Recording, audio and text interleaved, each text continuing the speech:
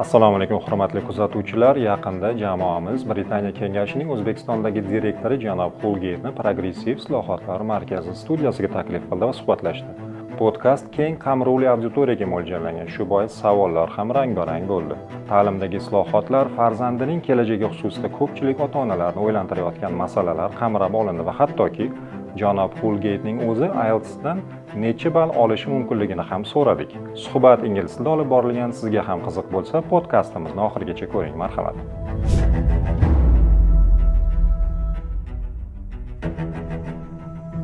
Good day, dear viewers. It's our great honor to welcome Mr. Michael Holgate, Country Director of British Council Uzbekistan. Over the past quarter century, British Council have made significant progress in strengthening educational and cultural relations between Uzbekistan and the UK. At the institutional level, the British Council has had a remarkable impact in the country. Today, it's our great pleasure to welcome Country Director of British Council Uzbekistan at the Center for Progressive Reforms. Mr. Michael Holgate, welcome to our studio. Assalamu alaikum, good morning, and really pleased to be here with you. Thank you. Once again, I'm very happy to see you here today. So, let's start with first question. Could you please briefly tell us about the current strategic priorities of the British Council Uzbekistan? Sure, well, why don't I start by talking a little bit about the British Council's mission globally, and then what we're doing in Uzbekistan. So the British Council is the UK's international organisation for education and cultural relations. And our mission is to support peace and prosperity around the world. And we do that by building connections, understanding, and trust. So it's a very simple idea. It's an ambitious idea, but it's a very simple idea. And it hinges on this idea of trust, that all international engagement, whether we're talking about doing business or working effectively with other countries, coming to agreements with other countries, all international engagement requires trust to be successful. If we have trust, then we can have peace and we can have prosperity. So how do we build trust? Well, we build trust by building understanding between people in the UK and people around the world. And how do we build understanding? We build understanding by building connections. So our fundamental job in Uzbekistan is to build connections between people in the UK and people in Uzbekistan. And we hope that through these connections, we're building understanding between the UK and Uzbekistan, and that understanding will go on to create trust and ultimately lead to a more peaceful and prosperous world. Now, we work across multiple different sectors in Uzbekistan. So we're working across the English language sector, we're working across education, international higher education, we work with teachers, we work to provide young people with qualifications, we're working in the arts and culture sector, we're working in the creative economy, and we're building connections between young people in Uzbekistan and the UK across all of these sectors. So what might that look like in practice? For example, we might help a young person in Uzbekistan connect with the UK through English language, through helping them to learn English. We might help a young person in Uzbekistan access a whole world of new opportunities to study abroad or to work through gaining UK qualifications or English language qualifications like Ielts. We might support a young person in Uzbekistan to connect with the UK through studying in the UK or through studying a UK degree in Uzbekistan. We might support an artist in Uzbekistan to connect with an artist in the UK so that they can work together on new joint projects, or that they might be able to connect with new audiences in new countries. So across all the sectors of English language, education, arts and culture, we're connecting people, and we're hoping that those connections are going to lead to more understanding, more trust, and ultimately a more peaceful and prosperous world. Thank you.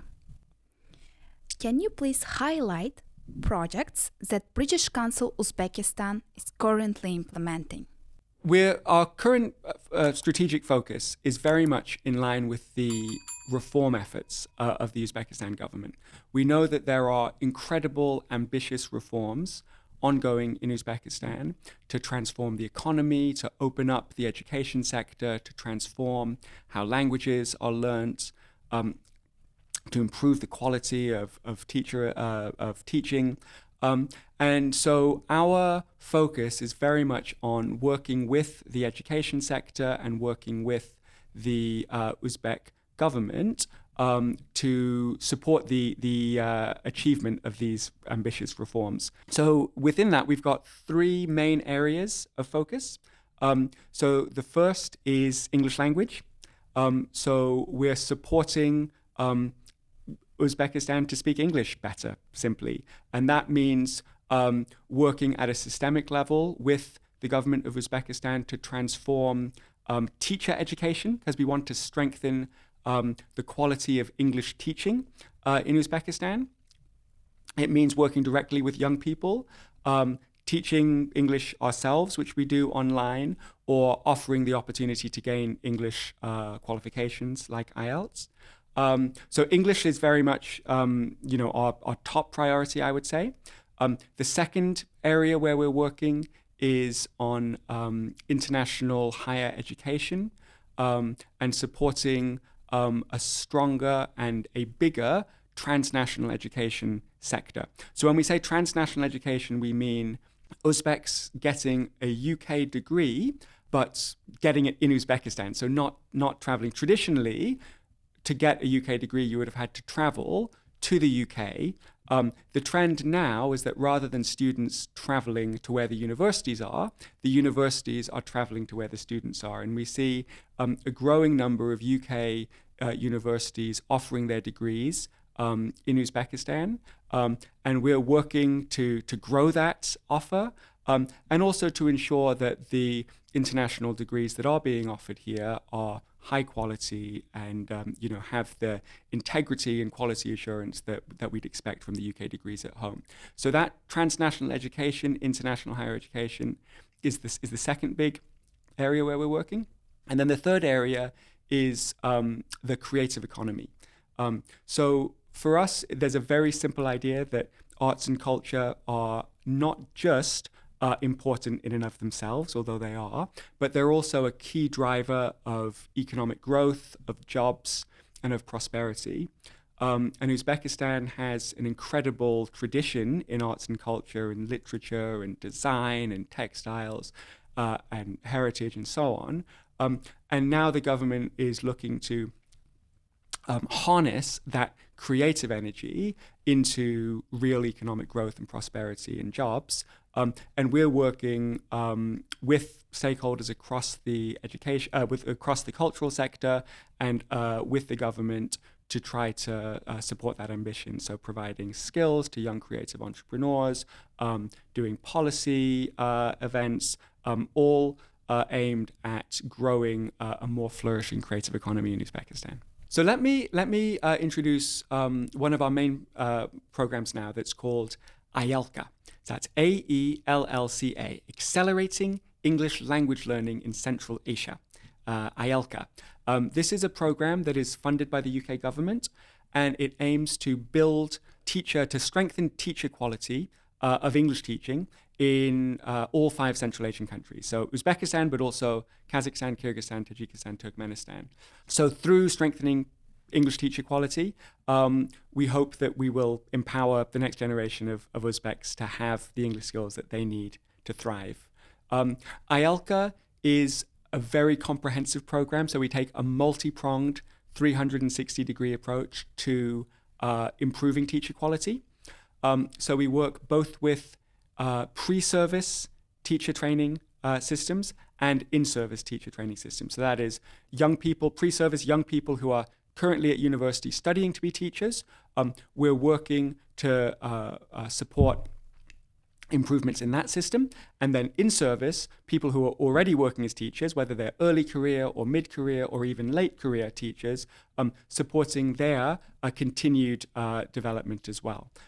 We're working at a systemic level. So it's not just providing one-off training programs to these teachers, but actually looking to revise and modernize and strengthen the entire curriculum that trainee teachers are studying to ensure that if you study to become a teacher in Uzbekistan, you're getting the most advanced, best instruction that you can possibly get so that you can go on to become a world-class English teacher. We are embedding principles of inclusivity into that curriculum, so that teachers are cognizant of the different needs of students in their classrooms, the different backgrounds of students in their classrooms, and they can teach in such a way as everybody in their classroom is able to benefit from their teaching, irrespective of their background. So that's sort of some of the systemic things that we're doing. We're also providing practical training courses to teachers in the here and now. So we've got an online module for all English teachers that's open for every teacher in the country, every school in the country to access. It's a 100-hour module that supports their development as English teachers. And then I think the most important thing that we're doing through this IELTS program, in addition to the curriculum reform, in addition to the practical training modules, is we're trying to build a culture of CPD, which is continuous professional development. So continuous professional development means teachers take ownership of their own development, and teachers are able to guide their own development. It means that teachers aren't reliant on external entities to invite them for a training, and then they do their training and then they go home. But they can only do training when external entities provide them with training. If you have CPD, continuous professional development, teachers are able to drive their own development by using self-access resources, or importantly, by learning from each other. So a really important part of continuous professional development is teachers learn from their peers. You know, if you're a teacher at a school, you might say to another teacher at a school, oh, I really struggled to teach this aspect of grammar. My students just weren't getting it. And then the other teacher will say, well, this is what I tried, and I tried to explain it like this, and this worked really well, and then the other teacher can try it. So teachers are learning from each other. And it's a really important way to ensure sustainability, because it means as long as teachers are working, they're able to continue developing and continue learning every week, every day, they're able to improve. So through the IELTS program, we're trying to embed systems and this culture of continued professional development. And again, I think we can already see this in practice. I was lucky enough to visit a school just outside of Tashkent a few months ago. And I sat in on a sharing session of the English teachers at the school. So the English teachers were all getting together, and they were discussing some of the challenges. They were exploring, how would we, teach this concept, or what are some of the ways that we could plan a lesson on this topic. They were sharing their ideas. They were learning together. They were growing together, and it was very, very inspiring. So that's one of our key programs right now, the IELTS program. Thank you. As we mentioned, British Council Uzbekistan has been operating in Uzbekistan for almost 30 years now. And what is your opinion? So what do you think? When can we see the results of ongoing reforms in Uzbekistan? And how British Council Uzbekistan notices these changes in education sector, the results of these reforms? So I should say we this year is our 30th year. So we set up in 1996. So this is our 30th year. I mean, what I think is, reform is a long-term process, and when you're doing something as difficult as transforming an education system, it takes time. But I mean, I think we can already see some of the efforts of reforms. It's more difficult for me because I've only just arrived in Uzbekistan. I don't have a sense of what Uzbekistan was like 3 or 4 years ago. But when I speak to colleagues who were here 3 or 4 years ago, they'll already say, the amount of English that you can see spoken is much, much more than it was even a few years ago. And we can see, for example, the number of Uzbeks gaining UK degrees is growing exponentially. I mean, it's growing by thousands of students, new students every single year. We can see when we look at the results of English language assessment, the results are getting higher every single year. So I think we can already see the results of the reforms. We can see that the transformation in education, in language learning is happening. And I look forward to seeing, how it grows even more in the years to come. Thank you. What changes has the British Council observed in the trends of IELTS test taker scores in recent years? So, actually after these reforms, what changes has the British Council noticed? So, I mean, I think very simply, we can see clearly that the scores are getting higher and higher. I don't have the statistics to hand, but I know that, a few years ago, you would only get maybe 1 or maybe 0 level 9s across the whole country. And now every single year you get several. And you can see across the board, the number of high scores are getting higher and higher every year. So I think the trends are all really, really positive. And as I say, that's a sign more widely that English language is being spoken at a much higher level now than it was. It's improving every single year. So I think, English is a global language, and it's learnt in countries all over the world. So wherever I've been based, you see English is, one of the most popular languages that people learn. But I think Uzbekistan is different to everywhere else I've learned. Because of this, I think there is such a passion and such an enthusiasm to learn English that I just haven't seen in other countries. And it was, the first thing that struck me. I arrived in Uzbekistan to start the job. I'd never been to Uzbekistan before, and I was picked up at the airport, and I was driven to the hotel where I was going to stay. And the thing that struck me as I was having my first impression of Uzbekistan is on every single street corner, there is a language center where it says, learn English, take Ielts, learn English, take Ielts. So it's incredible to see this momentum and this enthusiasm to learn English. I think the other thing that's really special about Uzbekistan is just how aligned the whole country is behind this. You have the government, from the president down through the ministries, all at levels of government are really supportive of learning English and teaching English.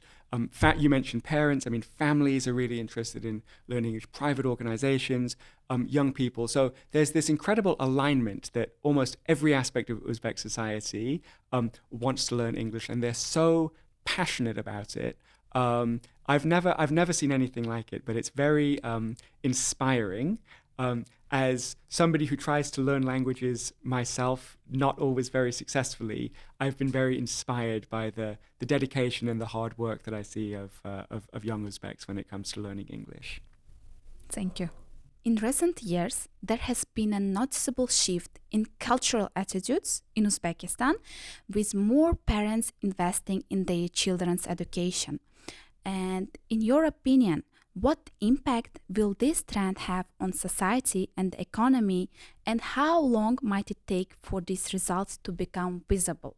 I mean, I think, for me, investment in education is absolutely everything, right? It's the key that unlocks everything.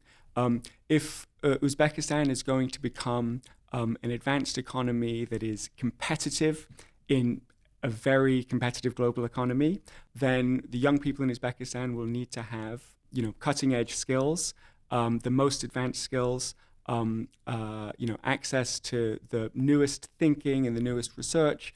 And all of that comes from access to international education, and access to international education comes from access to English language. So for me, I think the investment in education, especially in English language and in international education, is absolutely fundamental to ensuring that the next generation of young people in Uzbekistan have the skills that they need to take Uzbekistan into the future and to drive Uzbekistan's continued growth and prosperity. And as we said, for the previous question, I think reform is a long-term thing. So this isn't something where all of a sudden you see a change and then that's done. I think, we want to continue working on reforming the education system. That work will never be done. I mean, there's never a stage that you get to where you say, okay, the way in which we teach English is perfect now, so we can stop trying to improve it. We'll always be working on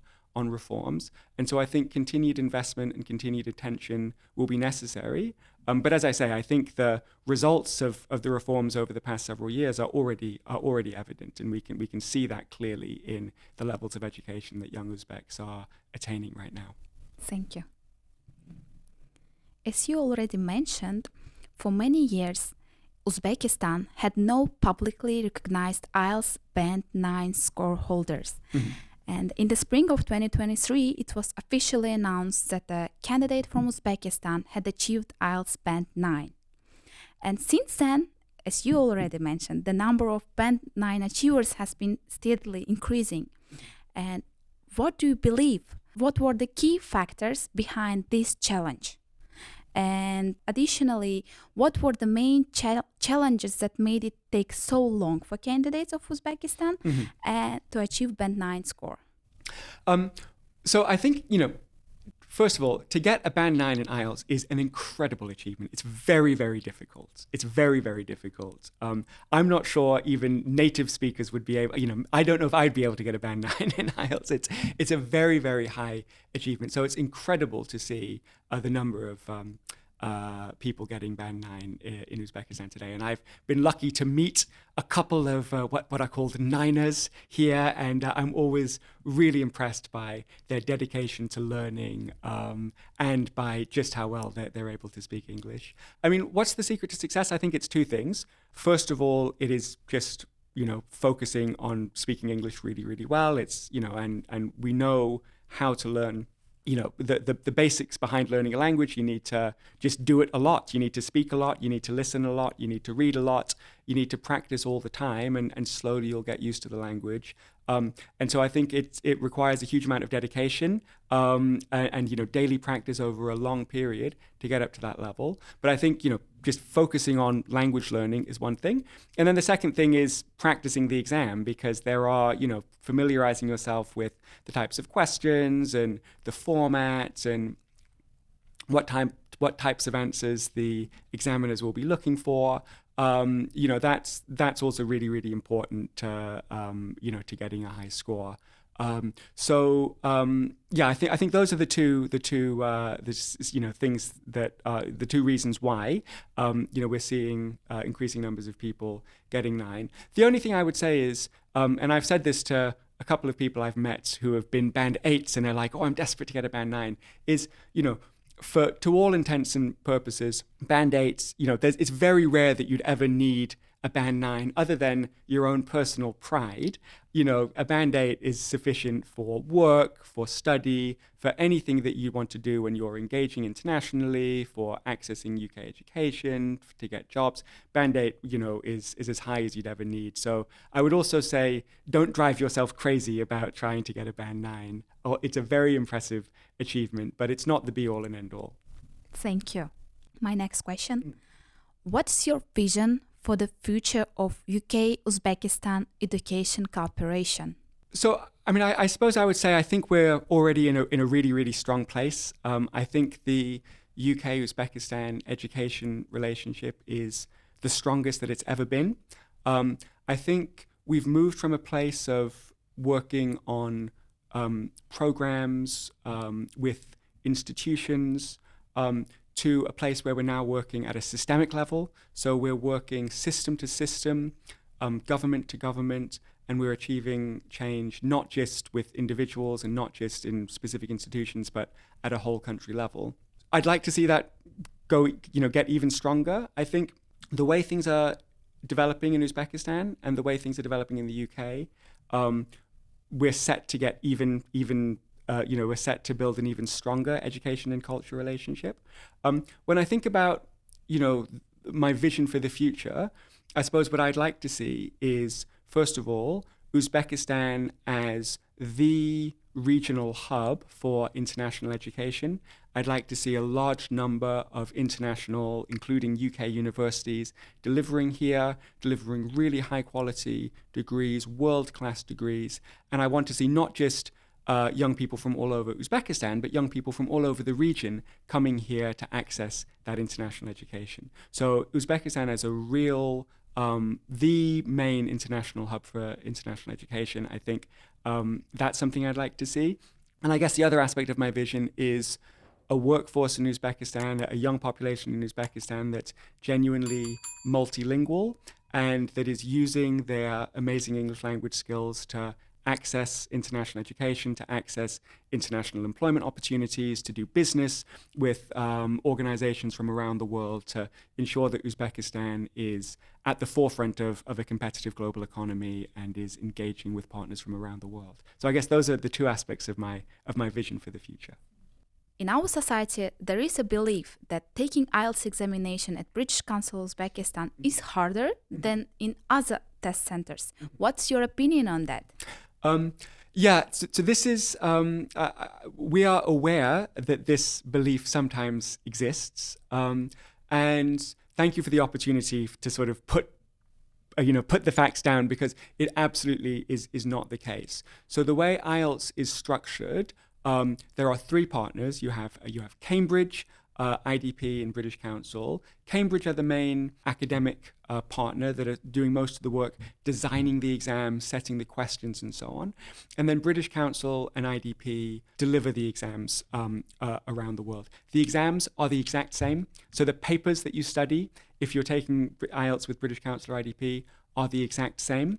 And the level of difficulty is the exact same. So I don't know where exactly this belief of the difference, the British Council is more difficult, comes from, but it's absolutely not the case. They're the same exams. So really the only difference between IDP and British Council is students need to decide about, what works best for them in terms of the venues, in terms of the registration process, and in terms of some of the wraparound services, that we offer. So those things might be different. The tests themselves are the same, and the difficulty levels are the same. Just on this, I might take the opportunity to say, when it comes to some of those wraparound services that are provided, British Council has just launched something really exciting for students who are going to take Ielts with them, which is an AI-powered preparation tool. So you can, through your device, your smartphone, you can practice Ielts questions and get real-time feedback from an AI tool that not only can correct your English level, but it can give you a really good and accurate reading on what your level is. So if you're currently at level 6 and you're trying to get to level 7, the AI tool can say, great answer, your answer is currently at level 6, and this is what you would need to do to get up to level 7. So I think it'll be a really, really helpful tool. And for students who register to take Ielts with the British Council, you can access that tool. And I think it'll really help anyone who's going to take Ielts in the future. Thank you. My next question. In last years, the demand for Ielts examination has been increasing in Uzbekistan, and test takers from Uzbekistan have been traveling to regions in order to take Ielts examination. But right now, almost all test takers taking their exams in Uzbekistan. And what changes have been made by British Council to make it possible? So British Council we're constantly working to make the experience of taking Ielts with us better and as smooth as possible. That means we're constantly looking at the venues that we work with. We want to expand where we're working because we want to bring Ielts to the students. We don't want students to have to travel as much as we can avoid that. So we're constantly growing the number of venues where we work, and we're constantly working on the customer experience as well. So whether that's how do you register, how do you pay, we're constantly looking to make those processes as smooth and as easy as possible. And we also rely on feedback from Ielts takers to help us further improve things. So we're always keen to hear from people what their experience was and what more we can do to further improve the experience for Ielts takers. And my last question, how can public institutions and international organizations better collaborate to improve education outcomes? Yeah, it's a really good question. I think there's a few aspects to this. The first aspect is any partnership between an international organization and a local organization has to be grounded in a really good understanding of the needs and demands on the ground in country, right? What we absolutely want to avoid is, for example, a UK organization flying in, dropping a UK solution onto an Uzbekistan issue and then flying out again. It has to be grounded in a really strong understanding of the local needs, the local demands, and the international partner and the local partner need to work together to come to a shared understanding of the aims and the objectives of what we're working towards. So that's one aspect of sort of effective international partnerships. I think the second aspect is about coordination, understanding where the expertise is, where the experience is, and then coordinating to ensure that all the different international projects that are going on are aligned with each other and are supporting each other rather than duplicating each other. It can be very easy for multiple different international organizations to do the same thing in different ways with the same Uzbek partners, and it's wasteful of resources because you're duplicating effort and you're confusing things. I think in Uzbekistan, we have a really good basis because we have the National Compact for Education and coordination groups that the Ministry of Preschool and School Education chairs, so that all the international partners can come together and share what we're doing so that we can coordinate effectively. And then I think that the third thing is just about the time that it needs. I mean, we've spoken about the time that education reform needs.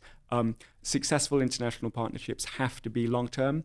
You can't expect teacher quality to be transformed in a year or in 2 years. You have to plan for the long term. And I think that's one of the strengths of the British Council, as you've said. We've been here for 30 years now, and that longevity allows us to plan in a really long-term way with our partners in Uzbekistan.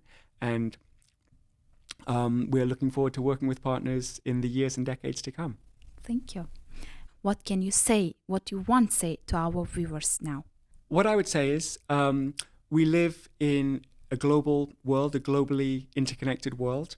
To be successful in your education and in your career, you will need to engage internationally. You'll need to work with partners from around the world. And the British Council is here to support you in that journey.